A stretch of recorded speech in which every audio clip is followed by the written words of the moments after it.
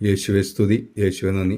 പ്രിയ മാതാപിതാക്കളെ, സഹോദരി സഹോദരന്മാരെ, ഇന്ന് നമ്മൾ കേൾക്കുന്ന വചനഭാഗം ഉൽപ്പത്തി പുസ്തകം അദ്ധ്യായം 9.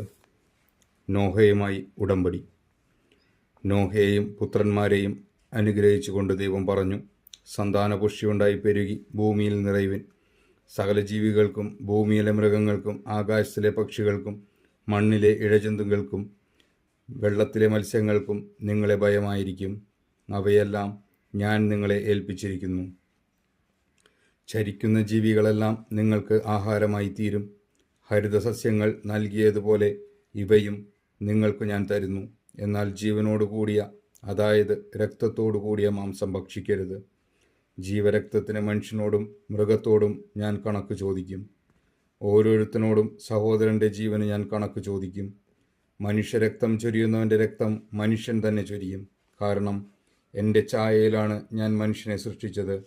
സന്താനപുഷ്ടിയുള്ളവരായി പെരുകി ഭൂമിയിൽ നിറയുവിൻ. നോഹയോടും പുത്രന്മാരോടും ദൈവം വീണ്ടും അരുളി ചെയ്തു, നിങ്ങളോടും നിങ്ങളുടെ സന്തതികളോടും ഞാനിതാ ഒരു ഉടമ്പടി ചെയ്യുന്നു.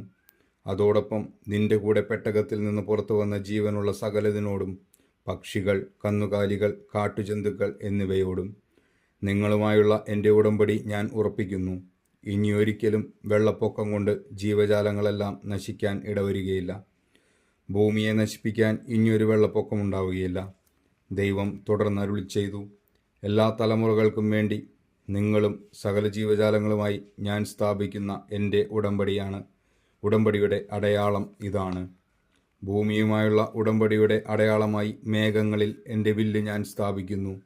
ഞാൻ ഭൂമിക്ക് മേലെ മേഘത്തെ അയക്കുമ്പോൾ അതിൽ മഴവില്ല് പ്രത്യക്ഷപ്പെടും. നിങ്ങളും സർവ്വജീവജാലങ്ങളുമായുള്ള എൻ്റെ ഉടമ്പടി ഞാൻ ഓർക്കും. സർവ്വജീവനെയും നശിപ്പിക്കാൻ പോരുന്ന ഒരു ജലപ്രളയം ഇനിയൊരിക്കലും ഉണ്ടാവുകയില്ല. മേഘങ്ങളിൽ മഴവില്ല് തെളിയുമ്പോൾ ഭൂമുഖത്തുള്ള എല്ലാ ജീവജാലങ്ങളുമായി ചെയ്ത എന്നേക്കുമുള്ള ഉടമ്പടി ഞാൻ ഓർക്കും. ദൈവം നോഹയോട് അരുളി ചെയ്തു, ഭൂമുഖത്തുള്ള സകല ജീവികളുമായി ഞാൻ സ്ഥാപിക്കുന്ന ഉടമ്പടി അടയാളം ഇതായിരിക്കും. നോഹയുടെ പുത്രന്മാർ. പെട്ടകത്തിൽ നിന്ന് പുറത്തിറങ്ങിയ നോഹയുടെ പുത്രന്മാർ ഷേം, ഹാം, യാഫേത്ത് എന്നിവരായിരുന്നു. ഹാം ആയിരുന്നു കാനാന്റെ പിതാവ്. ഇവരാകുന്നു നോഹയുടെ 3 പുത്രന്മാർ. ഇവർ വഴിയാണ് ഭൂമി ജനങ്ങളെ കൊണ്ട് നിറയുന്നത്. നോഹ ഭൂമിയിൽ കൃഷി ചെയ്യാൻ തുടങ്ങി. അവനൊരു മുന്തിരിത്തോട്ടം വെച്ചു പിടിപ്പിച്ചു. വീഞ്ഞു കുടിച്ചു മത്തനായി നോഹ കൂടാരത്തിൽ നഗ്നനായി കിടന്നു. കാനാന്റെ പിതാവായ ഹാം തൻ്റെ പിതാവിനെ നഗ്നനായി കാണുകയും അക്കാര്യം പുറത്തുണ്ടായിരുന്ന തൻ്റെ 2 സഹോദരന്മാരോട് പറയുകയും ചെയ്തു. ഷേമും യാഫെത്തും ഒരു തുണിയെടുത്ത് തങ്ങളുടെ തോളിലിട്ട് പുറകോട്ട് നടന്നു ചെന്ന് പിതാവിൻ്റെ നഗ്നത മറച്ചു. അവർ മുഖം തിരിച്ചു പിടിച്ചിരുന്നതുകൊണ്ട് പിതാവിൻ്റെ നഗ്നത കണ്ടില്ല. ലഹരി വിട്ടുണർന്ന നോഹ തൻ്റെ ഇളയ മകൻ ചെയ്തതെന്തെന്നറിഞ്ഞു.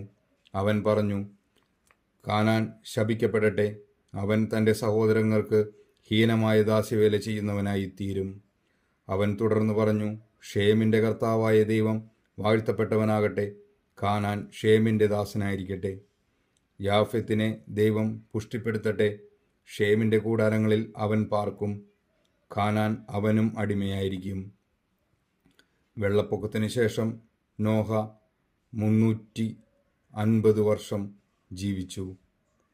നോഹയുടെ ജീവിതകാലം 950 കൊല്ലമായിരുന്നു. അവനും മരിച്ചു. നമ്മുടെ കർത്താവായ ദൈവത്തിന് സ്തുതി. ഈ തിരുവചനം നമ്മുടെ ജീവിതത്തിൽ സന്തോഷവും സമാധാനവും ഐശ്വര്യവും കൊണ്ടുവരട്ടെ. ആമേൻ.